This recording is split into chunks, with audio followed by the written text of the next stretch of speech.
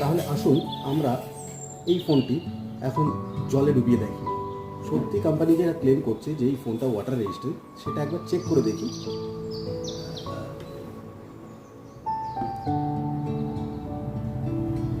ডিসপ্লেটা